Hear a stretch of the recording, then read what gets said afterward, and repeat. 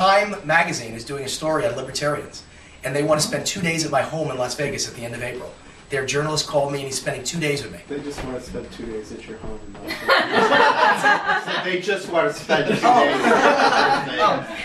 But here's what I said to him, because it ties in what you just said. I sent the guy a long email because he wanted to know why am I libertarian. Actually, his comment was, libertarians are usually wild, rabid, pot-smoking nutcases. That's what he said to me. And he said, you seem like a very normal guy with 4 kids who runs a business. Why are you a libertarian? And I said, well, Nevada's like any other state in America. We have a $900 million budget deficit now because the economy is in the toilet. The economy is just going downhill fast. And sales taxes are way under what they projected. So we have a $900 million budget deficit. And I said, I'm willing to go on a limb. I wrote this in an email. I don't have any idea what's happening in California, Illinois, or New York. And I put Barack Obama's Illinois and Hillary Clinton's New York. And I said, but I'm willing to go on a limb. They've got multi-billion-dollar budget deficits. And the way they're going to solve it is to take all the taxpayers who are hurting, whose businesses are hurting, who are getting laid off of their jobs, whose gas prices are raising, whose grocery prices are raising through the roof, and they're going to ask you for more money. They're going to penalize you. You know how we're handling it in Nevada? The governor put his foot down, no matter how much screaming there is, and said, I want a 10% across-the-board cut every division of the entire government in Nevada. That includes school system, that includes hospitals, psychiatric care. He heard screaming, oh my God, you're throwing women in the street, you're destroying children, you're going to ruin kindergarten. This is the pressure that's put on politicians not to cut government. And he put his foot down and said, it ain't going to happen. I made a pledge, no taxes, and there are going to be no new taxes in my administration. If you got to throw me out, no taxes. And that's what he did. He's solving a $900 million hole by cutting government. Now, he's a Republican. I know a lot of people in this room don't like Republicans. But he's a good example. Sometimes they're good ones. Sanford, the governor of, Mark Sanford of South Carolina, is another really good libertarian Republican governor who always wants to cut government and does it so often his own Republican Party hates his guts. All the state senators, state assemblymen want to have him impeached. They want to throw him out because they want to give out bribes with your money. He wants to cut it and give it back to the taxpayers. So I said this to the guy, and I said, and the other thing you have to understand is, do you know why there's a $900 million budget deficit? Because when times were good, they raised the spending. And then when times are bad, there's the gap. Well, why didn't you keep it the same when they were good, and when times got bad, there wouldn't be a gap? This is the problem with our entire government. If you give the government $1, they want $1.50. If you give them $2, they want $3. So it doesn't matter what the income coming in is. It doesn't matter. They want more. Always want more. So, yes.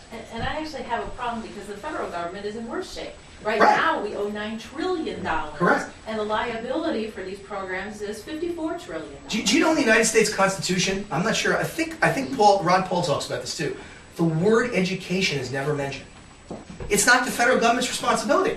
So under George Bush, he doubled education spending, and I just reported that study to you, that half the kids in urban areas aren't even graduating school. Has school gotten better by spending twice as much? The fact is, I would become president, the first thing I would do is cut the entire Department of Education out, gone. Take the money and give it in block grants to the states.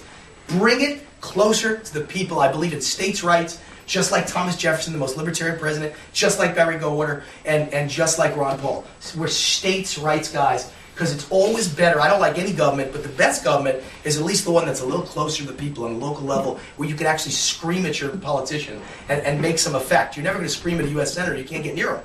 You're never going to scream at the president. You can't get near him. You're never going to scream at the head of the Department of Education. You can't get near him. But your mayor and your councilman, and hopefully your state senators, they actually are someone you can get, and strangle them. Get your hands around their neck. So that's what I like. Local government is a lot better. I give the money to local governments, yes. The problem that I have is you were talking about a tax cut for people 55 and older. Mm-hmm. And I'm saying we're $9 trillion in debt. I would like to see the cuts in the government first. Yes, no argument. No argument. I'm a Barry Goldwater guy. Barry Goldwater said you can't ever give a tax cut without cutting at the same time.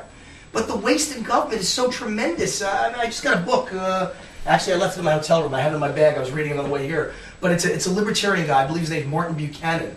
And he actually lays out how you would cut 1/3 of the entire United States government budget. without hurting people. Without hurting people.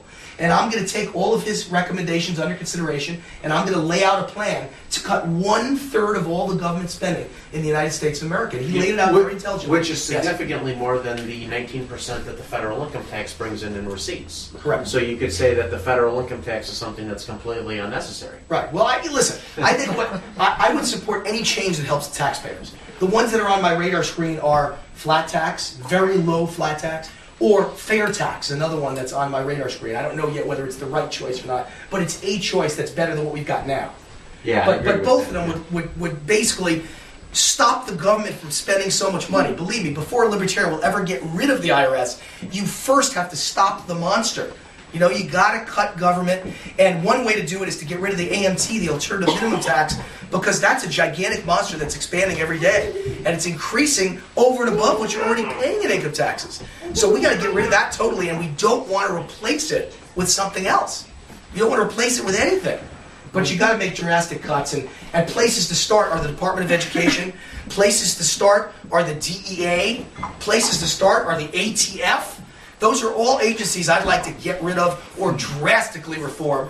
Places to start, as Ron Paul says, cut foreign aid dramatically. Places to start, cut military bases around the world, not to zero, but certainly dramatically. Get out of the business of defending South Korea, Japan, Western Europe. Why can't they pay for themselves? They're big boys, they're rich, they make lots of money. Why are we defending Germany, Japan, and South Korea?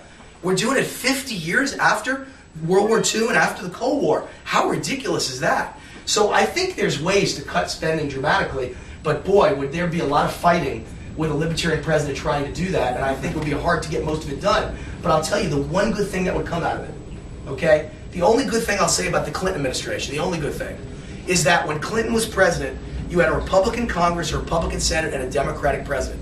So they all hated each other. And nobody was buddy-buddy, no one put their arm around each other's backs, so you had gridlock and almost nothing got done. And you notice the budget deficit went away temporarily? Because nothing got done. Then you had a Republican president, Republican Senate, Republican Congress, and all of a sudden they were all buddies and they agreed to every earmark and every program that their buddy wanted. They couldn't say no. They couldn't keep their hand out of the cookie jar, and those are Republicans who claim to be for smaller government. Well, we know it's not true. But you just wait and see if you thought it was bad under Bush with a Republican Congress and a Republican Senate.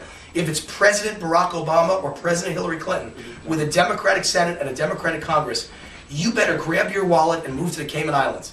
So when you said It's bad. cut it by a third, right? Yes. So all the way back to the Minimum. first Bush. Minimum. All the way back to the first Bush. Yeah, exactly. The first Bush. Exactly. So the question, Maybe we could cut it to the first Reagan. You know? Yeah. Maybe we could actually go there. I don't mean this question as, Yes. as judgment, Yes. more as just trying to figure it out. Yes. How recently have you endorsed the John McCain, Joseph Lieberman ticket? I never did. That's this terrible. I saw it on the There's internet. so I'm many just things asking. online that are so Yeah. stupid. Here's the thing.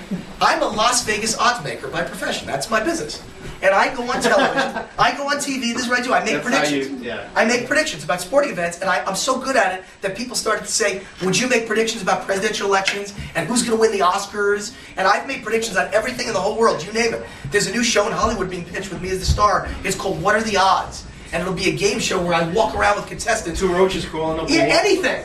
Anything. I'll set the odds on that. You guys beat it, you win $10,000 on the spot. I'll set odds on anything. So a few years back, I was asked who the Republican Party should choose if they want to win an election. I didn't say I endorsed it. And I said, well, if I was a Republican strategist and I wanted to win an election, I'd stop picking extreme right-wing candidates that appeal only to religious born-again Christians. I'd pick John McCain for president, and I'd go across party lines, and I'd pick Joseph Lieberman for vice president. Can you imagine how easy they'd go to victory? Because we've never had a ticket of a Republican with a Democrat together. That's all I said. Since then, on the internet, I've seen 50 erroneous things that Wayne Root endorsed John McCain Lieberman for president. Never did any such thing. I'm a strategist who sets odds and talks about what the right strategy would be. That's reasonable. Yeah. And I totally accept it. And on Fox News, on Fox News about 2 years ago, the day before the 2006 election, when Republicans lost Congress, I predicted Republicans would lose Congress. And I also, then they said to me, we'll put you on the spot, who's going to be the Republican nominee for president 2 years from now? And that was a long time ago. You gotta have a good crystal ball. And I said, John McCain with Condoleezza Rice. I didn't endorse them. I'm on national TV making picks. It has nothing to do with endorsement. So, never endorsed them. All right. There's